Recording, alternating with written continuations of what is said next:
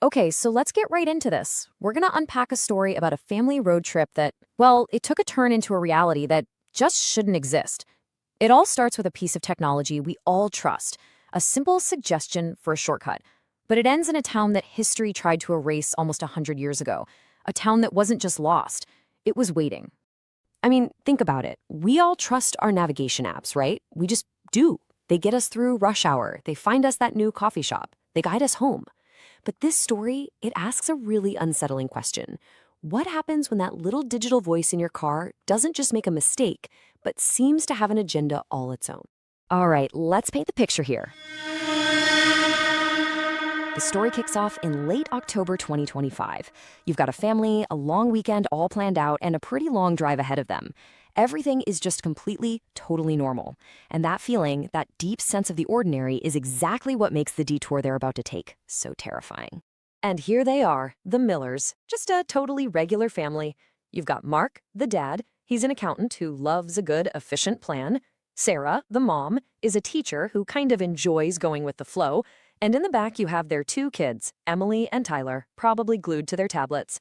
They're heading for a nice getaway in the mountains. You know, these are the last people on Earth you'd ever expect to literally drive right off the map. This right here, this is the exact moment where everything changes. So dusk is starting to fall, and this really thick fog rolls in. To avoid a tricky mountain pass, Mark just asks the GPS for a different route, and that calm, familiar voice offers a solution. Old Mill Road. It says it's a 20-minute shortcut, and with a simple shrug, they turn off the main highway and right into the unknown. So the pavement almost immediately turns to this old, cracked asphalt. The woods on either side get really dense, really isolated. And then they arrive. This isn't just a detour anymore. It's a destination, a place that, for all intents and purposes, really shouldn't exist. And then, poking out of that thick fog, is this old, faded wooden sign. Welcome to Eldridge Hollow. The name means absolutely nothing to them. It's not on any of their maps. The spot where the population number should be, it's all gouged out, like someone scraped it away. It's the first real, chilling piece of proof that they are way, way off any known road. Okay, so this is where things get really weird, really fast. They start to roll down this main street that looks like it's frozen solid in the 1920s. There's a barber pole, and somehow it's still spinning. The streetlights aren't electric bulbs, they're actual flickering gas lamps, and then they see them. Figures, dressed in old-timey clothes, just standing perfectly still on the sidewalks, watching them. Mark is really starting to get creeped out, so he pulls the car over. He glances down at the GPS screen, and this is what he sees. The destination isn't the mountains anymore. The message has changed. It's not a route, it's a command. Eldridge Hollow, stay. That piece of tech isn't just failing them, it feels like it's trying to trap them. This is the real turning point. That feeling of just being lost hardens into the awful, awful realization that they are trapped.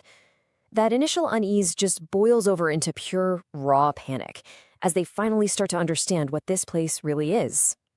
So Mark, naturally, he slams the car into reverse, he tries to turn around to get back to where they came from, but he can't. The road they just drove in on has vanished. It's just gone, replaced by a wall of dense, dark forest. There is no going back. Their only link to the world they know is just erased. And just like that, their isolation is absolute. Sarah grabs her phone, no signal, not a single bar. Emily tries to search online for the town's name, no internet. They are completely cut off, sealed inside this foggy, forgotten town with no lifeline, digital or otherwise, to the outside world.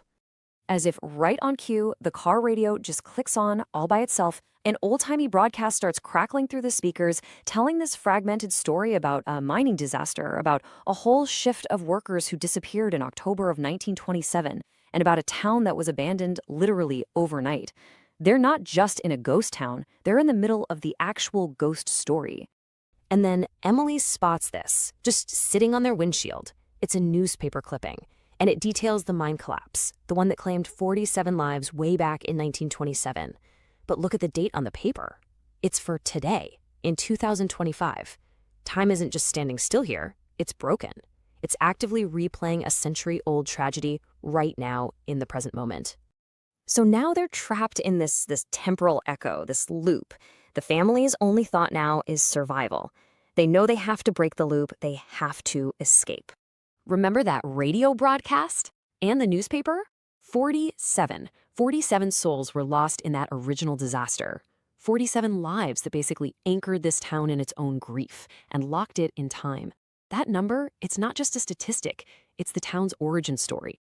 As they frantically drive down the looping main street, they pass that town sign again, and Emily just screams.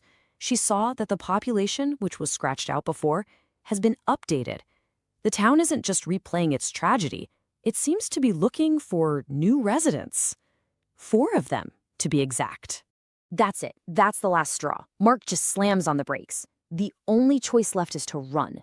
They ditch the car and they just bolt for the woods, away from those silent, watching figures who are now beginning to follow them with this slow but inescapable pace.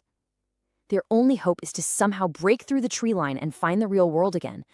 And they make it. They actually make it. They burst through the trees and stumble back onto the highway, the old road having just reappeared behind them. But escaping Eldridge Hollow, well, that's one thing.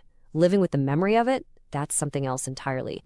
So when they finally report what happened, they're just met with total disbelief. The police dismiss it. Oh, you were just confused by the fog. Official records show no town, just a little side note about GPS anomalies in the area.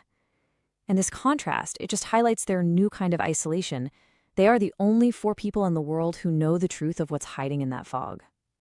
And the story, it doesn't really end when they get home. They sold the car, they avoid GPS at all costs now, but you can't just escape an echo. Sometimes, late at night, a faint, familiar voice will crackle through one of their smart speakers, whispering that single chilling word, rerouting. They may have left the town, but a little piece of it followed them back. It really leaves you wondering, doesn't it? We put so much faith in these digital maps that guide our lives. We assume they're leading us toward safety, toward efficiency.